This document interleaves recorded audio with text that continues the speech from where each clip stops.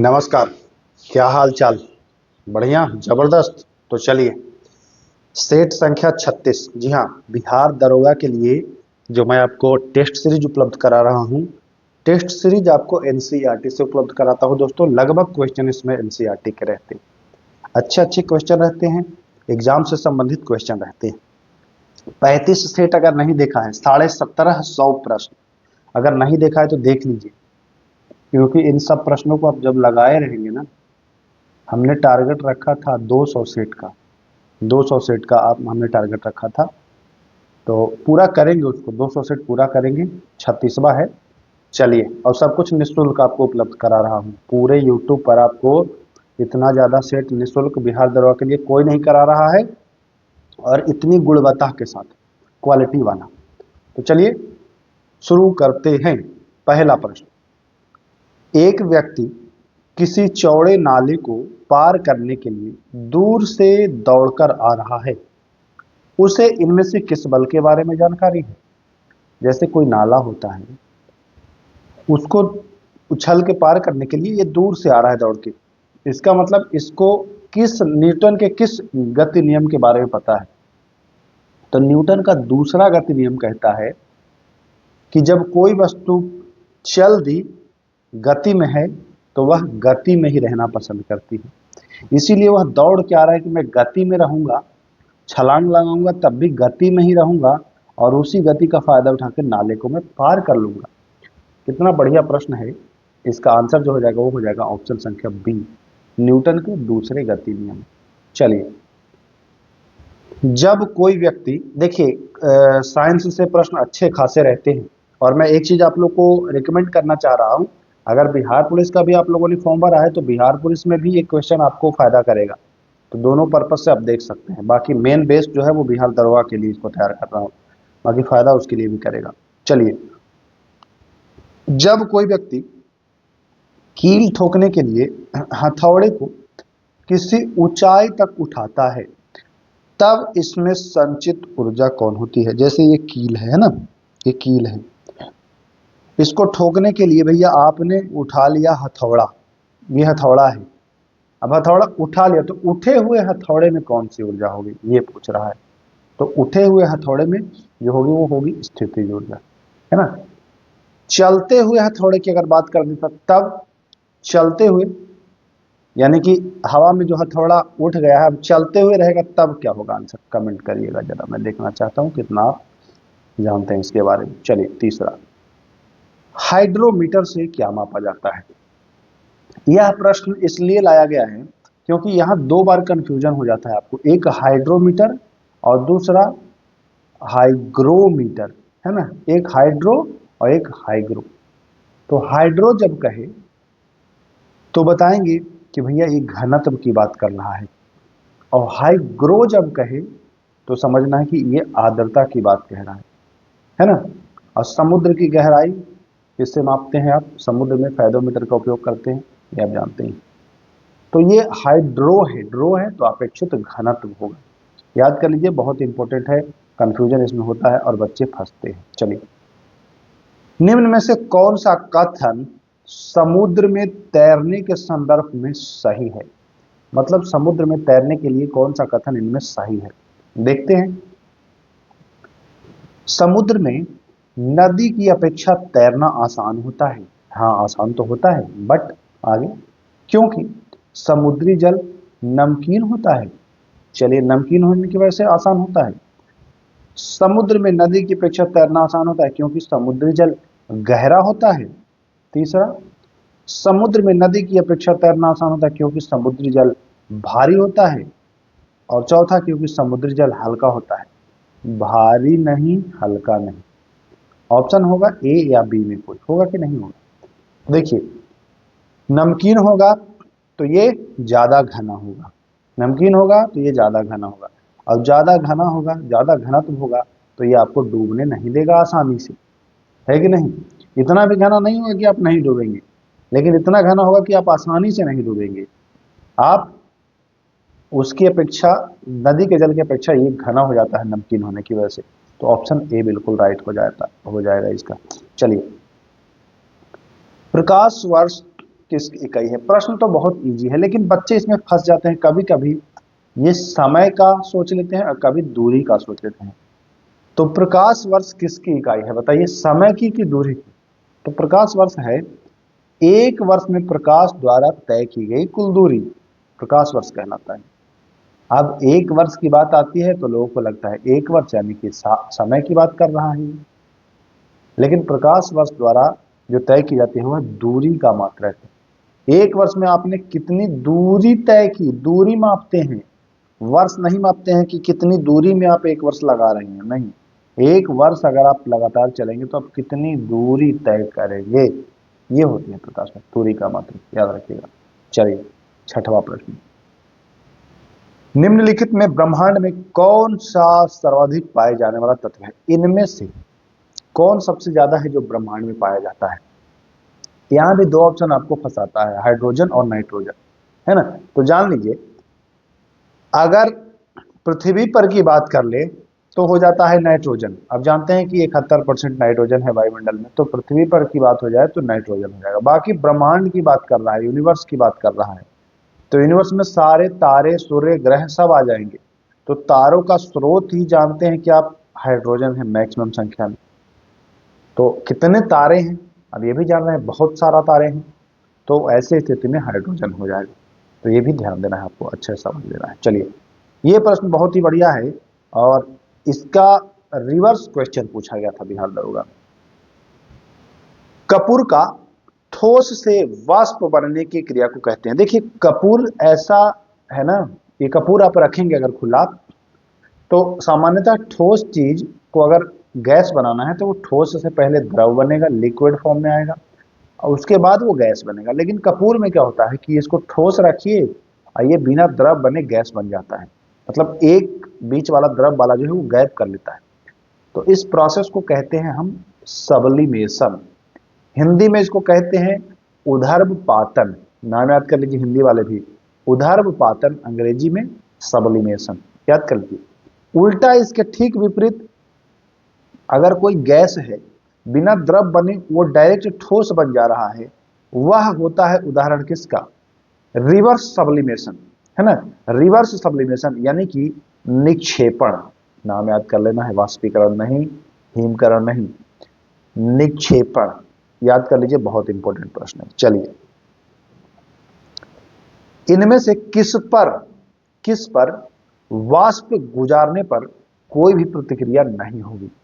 अगर हम एल्युमिनियम पर वाष्प गुजारें या तांबा पर वाष्प गुजारें, है ना, या कार्बन पर वाष्प गुजारें या लोहा पर गुजारें, तो किस पर गुजारेंगे तो कोई प्रतिक्रिया नहीं होगी? तो वह होगा तांबा। जी हाँ, तांबा पर अगर आप वाष्प गुजारते हैं तो कोई प्रक्रिया नहीं होगी, तो बी ऑप्शन सही हो जाएगा। बहुत अच्छा प्रश्न है। चलिए, और अगला प्रश्न है, मोती मुख्य रूप से बना होता है, तो मोती जो है ना वो कैल्शियम कार्बोनेट का बना होता है, ध्यान दीजिए, कैल्शियम कार्बोनेट का। अब आते हैं प्रश्न संख्या 10, जो कि आपको बॉटनी के प्रश्न देखने को मिलेंगे। प्रकाश संश्लेषण की प्रक्रिया न्यूनतम किस रंग में होती है? देखिए दो ही रंग तो होता है मुख्य रूप से, एक आता है लाल, बैगनी, हरा, तीन, है ना, मुख्य रूप से यही कंफ्यूजन क्रिएट करता है। तो लाल में कि किसमें? तो अगर पूछे कि न्यूनतम, सबसे कम, तो बताएंगे सबसे कम होता है बैगनी। प्रकाश संश्लेषण की प्रक्रिया न्यूनतम रंग जो है वो बैगनी है, अधिकतम बताए तो लाल।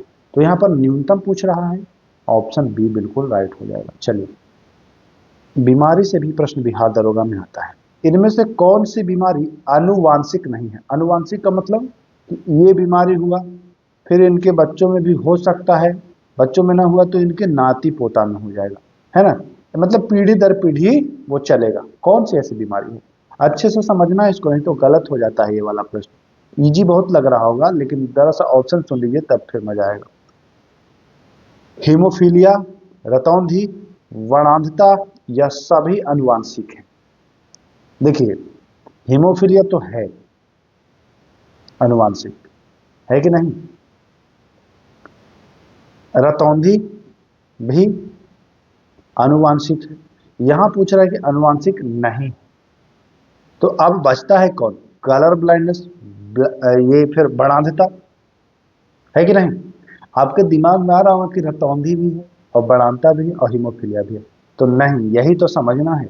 रतौंधी आप पढ़ते हैं विटामिन ए की कमी से होता है ना, ये अनुवांशिक नहीं है। यही तो आपको फंसाने के लिए ऐसे मैंने ऑप्शन डाला है कि आप फंसे। एग्जाम में भी आपको लगेगा कि अच्छा बड़ांता है, हाँ हाँ रतौंधी भी है, हीमोफीलिया, ऐसे लगेगा एग्जाम में आएगा। लेकिन रतौंधी आप रेटिनॉल की कमी से होता है, पढ़ते हैं ना, विटामिन ए की कमी से रेटिनॉल, और वो उससे आपका रतौंधी हो जाता है। तो जो ऑप्शन बी होगा यानी कि रतौंधी, वो बिल्कुल राइट हो जाएगा। चलिए, क्रेब्स चक्र से प्रश्न बहुत बढ़िया बनता है। क्रेब्स चक्र से प्रश्न एक बहुत शानदार बनता है। क्रेब्स मनुष्य में पूछा है, मनुष्य में क्रेब्स चक्र की संपूर्ण प्रक्रिया कहाँ संपन्न होती है?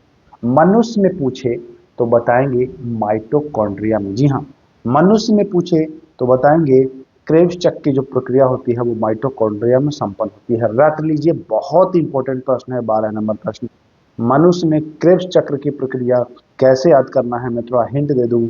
मनुष्य, मनुष्य को आप एम से लिखते हैं मनुष्य, माइटोकॉन्ड्रिया भी आप एम से लिखते हैं। ऐसे रिलेट करके आप याद कर लीजिएगा, है ना। नहीं तो आपको कभी लाइसोसोम लगेगा, कभी राइबो लगेगा, कभी सेलब्रम लगेगा। ध्यान देना है, एम से मनुष्य और एम से माइटोकॉन्ड्रिया, क्रेब्स चक्र की संपूर्ण प्रक्रिया संपन्न होती है। बहुत ही इजी प्रश्न था। चलिए आते हैं आगे। दस्त ए लूट मरुस्थल स्थित है। मरुस्थल से एक प्रश्न आपको हमेशा पूछा जाता है, लगभग लगभग। तो दस्त ए लूट ईरान, जी हाँ ईरान। एक घास के मैदान से भी प्रश्न बनता है, डाउन्स घास के मैदान कहाँ स्थित है? तो डाउन्स जो है वह है भैया ऑस्ट्रेलिया में। जी हाँ, डाउन्स घास का मैदान कहाँ है? ऑस्ट्रेलिया में है। इंपॉर्टेंट है, ध्यान दीजिएगा। चले आगे, चलिए आगे। मलेशिया में झूम कृषि। देखिए, मैंने झूम कृषि पर वीडियो दिया है पार्ट 1, एक और मैं लाऊंगा पार्ट 2, जिसमें विश्व के कुछ अननोन जो आप नहीं जानते हैं उसको मैं कराऊंगा। तो मलेशिया में जो झूम कृषि है ना, तो मलेशिया में झूम कृषि का नाम है लेदांग। लेदांग या कहीं लद्दांग भी लिखा हुआ मिल जाएगा, है ना, सॉरी, ला दांग ऐसे नहीं है। तो ध्यान देना है आपको, मलेशिया लद्दाख। कैसे याद करना है भैया? तो मलेशिया को लद्दाख आपको याद करना है। कैसे साहब, में ट्रिक ही खोज रहे हैं क्या? हमको भी नहीं पता है। चलिए, निम्न में से कौन चिपको आंदोलन के प्रणेता थे? तो चिपको आंदोलन के जो प्रणेता थे यह थे सुंदरलाल बहुगुणा। इनको कहा जाता है SL बहुगुणा, है ना, ध्यान दीजिएगा।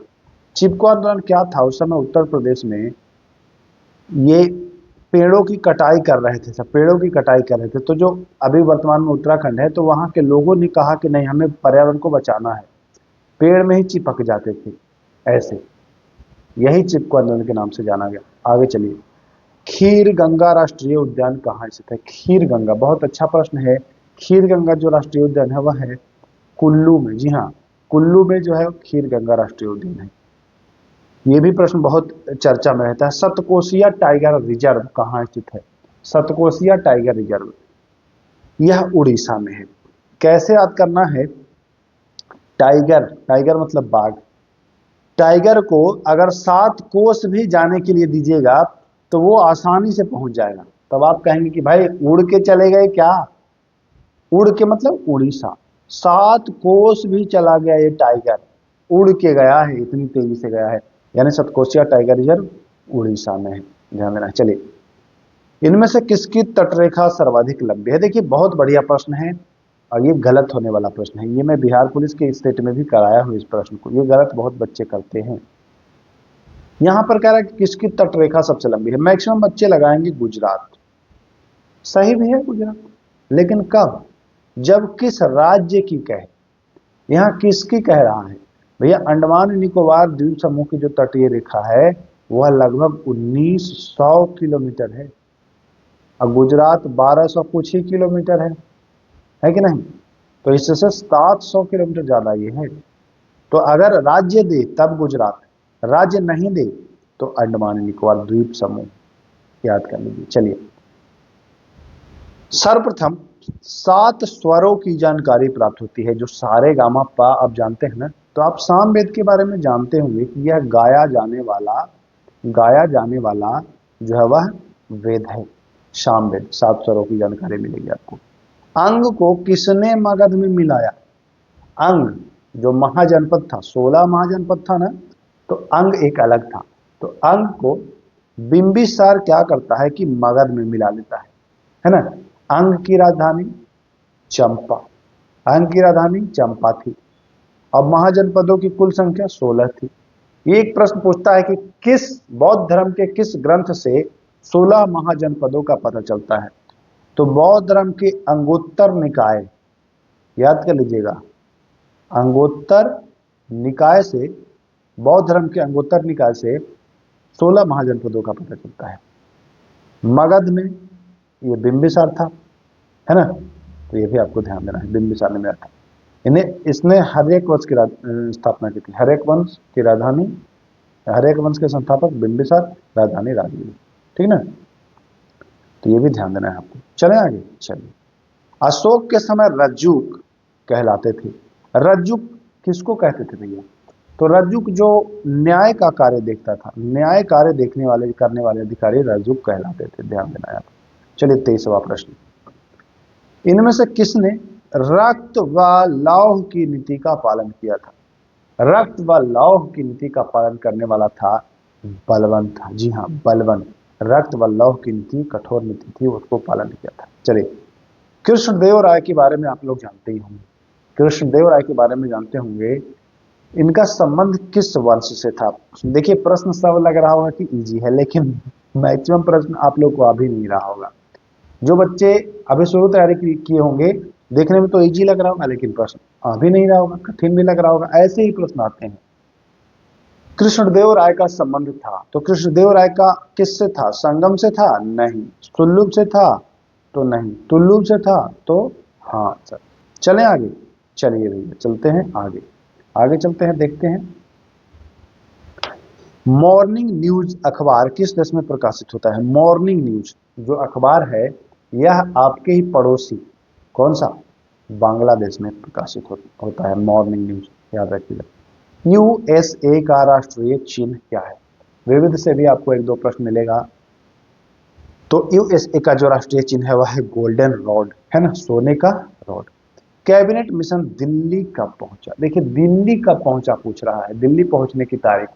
तो यह दिल्ली पहुंचता है 24 मार्च 1946। कैबिनेट मिशन दिल्ली पहुंचता है 24 मार्च 1946। लेकिन अगर पूछे कि इसने अपनी रिपोर्ट कब प्रकाशित की, तो बताएंगे 16 मई। रिपोर्ट प्रकाशित 16 मई, पहुंचा कब? 24 मार्च। याद रखना है, पहले पहुंचेगा तब ना बाद में रिपोर्ट प्रकाशित करेगा। ओके, चलिए, ये बढ़िया प्रश्न है। 28 नंबर, कांग्रेस के अध्यक्ष श्रीमती नेल्ली सेन गुप्ता के संदर्भ में कौन सा कथन सत्य है, मतलब सही कथन कह रहा है? अब आप लोग नाम ही पहली बार सुने होंगे बहुत सारे लोग कि ये नेल्ली सेन गुप्त कब भाई ये कांग्रेस के अध्यक्ष बनी थी। तो देख लीजिए, वह प्रथम अंग्रेज महिला अध्यक्ष थी। अब नाम से तो नहीं लग रहा है कि नेल्ली सेन गुप्ता लग रहा है, लेकिन देखते हैं आगे क्या कह रहा है। कोलकाता के 1933 अधिवेशन की अध्यक्षता इन्होंने की थी। अब दोनों कथन सही है कि दोनों कथन गलत है? कुछ लोगों को तो लग रहा होगा कि नेल्ली सेन गुप्ता तो कोई था ही नहीं, है ना, तो दोनों गलत हो जाएगा इसी हिसाब से, लेकिन नहीं, दोनों सही है। पहली महिला अंग्रेज कांग्रेस की अंग्रेज अध्यक्ष थी नेल्ली सेन गुप्त, और 1933 के जो कलकत्ता में अधिवेशन हुआ था उसकी अध्यक्षता इन्होंने की थी। तो इसका जो सी आंसर हो जाएगा वो बिल्कुल राइट हो जाएगा। व्यक्तिगत सत्याग्रह वर्ष 1940 में, कब? वर्ष 1940 में, ध्यान रखना। चलिए अगला प्रश्न, मैडम भीकाजी कामा ने कहा में अगस्त 1907 है, 1907 में तिरंगा झंडा फहराया था?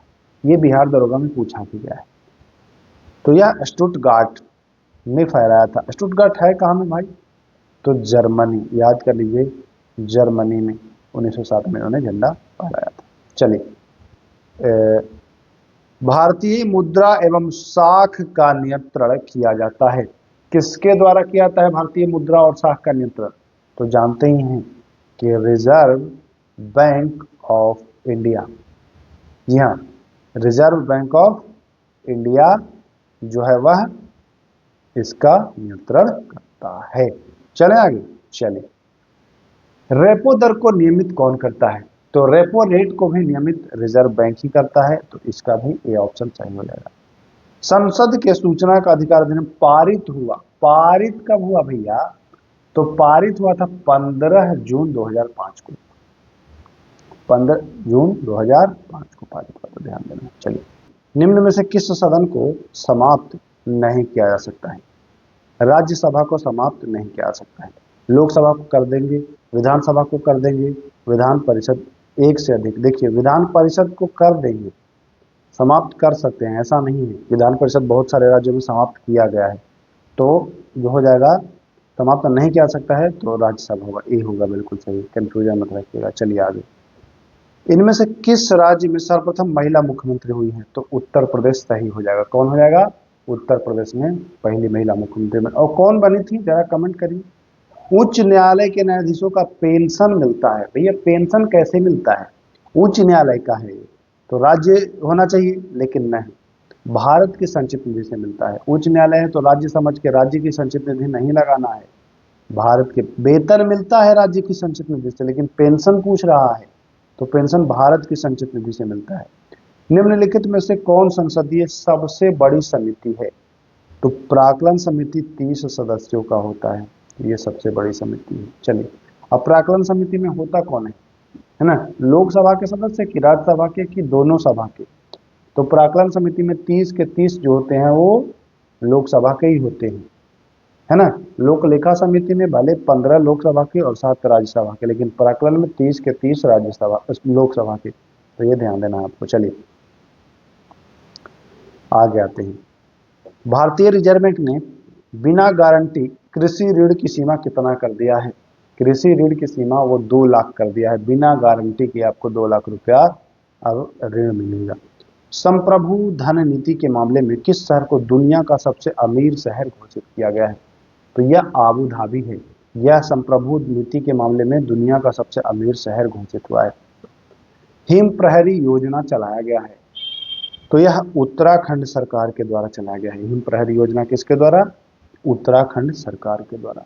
राज्य खाद्य सुरक्षा सूचकांक 2023-24 में बिहार का स्थान, तो 2023-24 में बिहार का जो स्थान है वो 21 है, 21 याद रखना है। ऑपरेशन अलर्ट शुरू किया गया, देखिए ऑपरेशन फ्लड नहीं, ऑपरेशन अलर्ट, तो यह बीएसएफ है ना, सीमा सुरक्षा बल के द्वारा शुरू किया गया है, तो ये भी आपको ध्यान देना है। संयुक्त राष्ट्र जलवायु परिवर्तन सम्मेलन COP29 का आयोजन कहाँ में हुआ था? तो अजरबैजान की राजधानी बाकू में हुआ था, ध्यान दीजिएगा। सैन्य अभ्यास दोस्ती 16 में कौन सा देश शामिल नहीं है? तो दोस्ती 16 में ये शामिल तो हैं ही, थाईलैंड नहीं है। सैन्य अभ्यास जो 16 है उसमें थाईलैंड शामिल नहीं है। संकलन ऐप जारी किया गया है, संकलन ऐप जारी किया गया है NIA के द्वारा, नेशनल इन्वेस्टिगेशन एजेंसी के द्वारा यह ऐप जारी किया गया है। किस राज्य ने हाल ही में EWS और OBC लड़कियों के लिए मुफ्त उच्च शिक्षा की घोषणा की? EWS वालों के लिए और OBC के लिए शिक्षा, उच्च शिक्षा देंगे मुफ्त में। यह राज्य है महाराष्ट्र। भाई महान जो रहेगा वही देगा ना, तो याद कर लीजिएगा। चलिए, हाल ही में किस राज्य ने रोजगार प्रदान करने के लिए IT सक्षम युवा योजना को मंजूरी दी है? IT सक्षम युवा योजना को जो मंजूरी देने वाला राज्य है वह आपका हरियाणा है, बिहार उहार नहीं है भैया। 50वां और आज का आखिरी सवाल। हाल ही में कौन सा राज्य स्थानीय समुदाय की मदद से जैव विविधता दर्ज करने वाला पहला राज्य बन गया है? तो ये सब केरल में ही संभव है, इधर अभी नहीं है ये सब, है ना, तो ये भी आपको याद रखना है। 50 प्रश्न थे जो बिहार दरोगा के लिए थे, इंपॉर्टेंट थे, तो ऐसे ही बने रहें। आपको टॉपिक वाइज मैं चीज़ें उपलब्ध करा रहा हूँ, टेस्ट दिलवा रहा हूँ, करंट अफेयर भी उपलब्ध करा रहा हूँ, तो बने रहें। इस बार धमाकेदार तैयारी करनी है और सिलेक्शन लेना है। फिर मिलेंगे, नमस्कार, जय हिंद।